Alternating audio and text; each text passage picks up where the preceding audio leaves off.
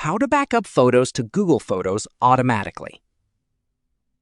Hey guys, in today's video, I'm going to show you how you can back up all your photos automatically to Google Photos. Stick around till the end so you don't miss anything important. Let's get started. First, open the Google Photos app on your phone. This works on both Android and iPhone, but I'm using an iPhone for this example. If this is your first time using Google Photos, make sure it has permission to access your photo library. Without that, it won't be able to back anything up. Once that's done, you're ready to continue.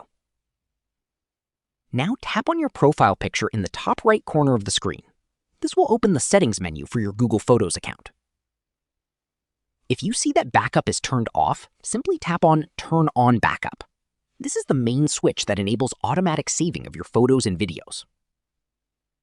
Next, Google Photos will ask you to choose a backup quality. You'll usually see two options: Storage Saver and Original Quality. Storage Saver reduces the file size slightly to save space in your Google account, but your photos will still look great for everyday use.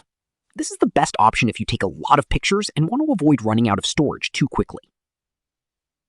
Original Quality keeps your photos exactly as they were taken, without any compression.